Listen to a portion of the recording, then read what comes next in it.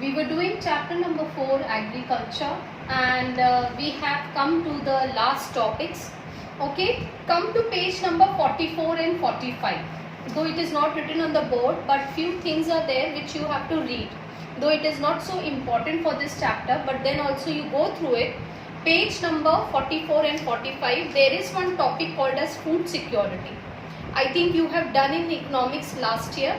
Okay, so in that you have to know about it, the two components of food security. One is the full form of PDS and buffer stock. PDS, public distribution system. Okay, that is very important. So you should know about it.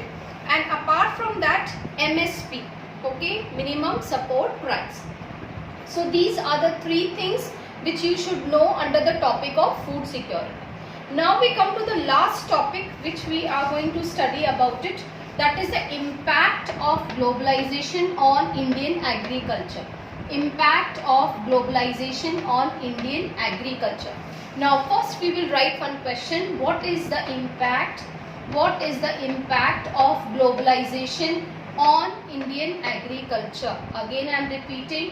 What is the impact or what are the impacts of globalization on Indian agriculture? This will be carrying 5 marks. This will carry 5 marks. Now we are going to discuss this question. First of all, I am going to tell you that what is globalization. Okay, this globalization chapter you are going to study in class 10th economics. Now globalization means when the different companies from all over the world trade with the different nations, that come under globalization. Okay, so we got the trade barrier, or you can say the implementation of the different trades from all over the world to come to India after 1990s. Before 1990s, the Indian government did not give the privilege for the foreign companies to trade with us. Why? Because we ourselves wanted to become self-reliant in different industries, agriculture and the factories. So globalization, you will find that it started long back from the Britishers' time. Now what are these points? First of all, we are going to study.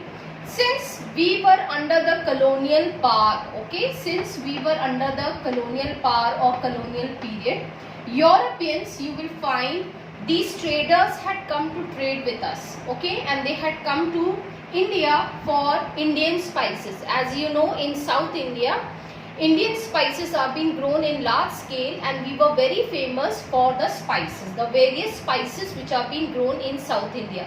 So the Europeans, they had come through the sea route to trade with us. The second point related to this question is the cotton belts. You know, one topic we had studied about the cotton producing areas, whether it is Maharashtra or Gujarat or MP. All these were the states which are really very rich in growing cotton. So cotton belts of India also attracted the European traders and the other traders from the world to trade with us, because we grow fine cotton and all. Okay. Then the third point related to it is that how the impact of globalization was being implemented when the colonial period started, when the Britishers started ruling over our country. You remember the Satyagrahi movement launched by Gandhiji. So in the year 1917, a Champaran movement was started in Bihar, where the farmers revolted against the Britishers. Why they revolted against the Britishers? Because the Indians, they were not ready to grow indigo. Okay, indigo, you know, it's a blue color dye which was being exported to the European nations. So it started due to the forced cultivation of indigo. It was not a food crop. Okay, so the farmers starved, and even after growing indigo, you will find that the farmers could not grow food crops because it lost its fertility. Okay. Apart from that, in the years of 1992, okay, in the years of 1992, when trade barrier was being removed and globalization started, and the different companies and different countries participated in the trade between various countries. So our Indian country also got the opportunity. but the Indian products which could not compete with the global market. Now, like production of commercial farming, whether it is rubber, whether it is tea, or whether it is coffee, or whether it is sugar cane, all these needed a good quality and good quantity. So the Indian market or the Indian products couldn't compete in global market.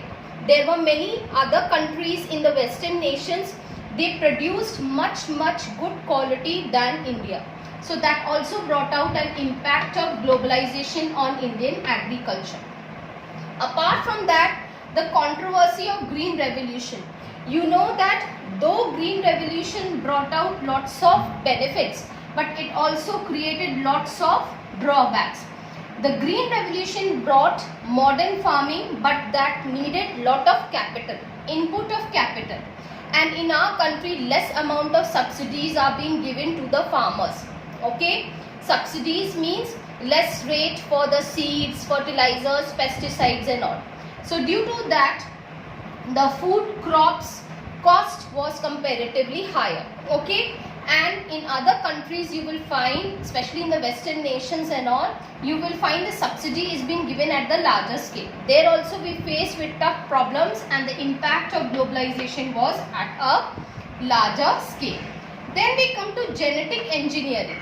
Okay, genetic engineering, the answer is being given on page number 47, and this particular engineering is related to the invention of high yield variety seeds.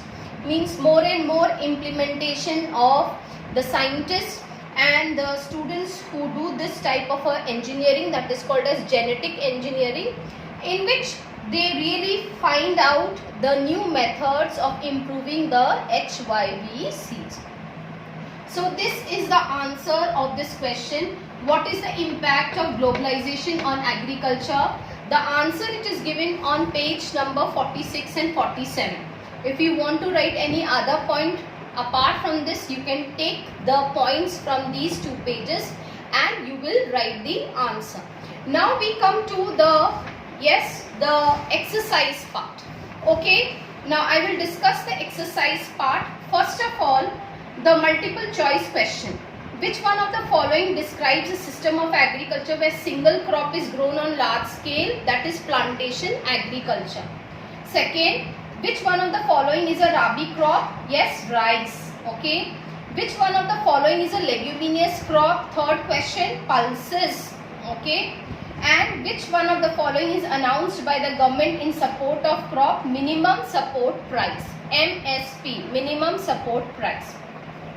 Now, the first question I want to discuss, name one important beverage crop. So either you will write tea or either you will write coffee, because these two are the beverage crops, and you have to write the geographical conditions and temperature and all. We have already written the features related to it, so need not to write this question. Okay. Second question, name one staple crop of India and the region where it is produced.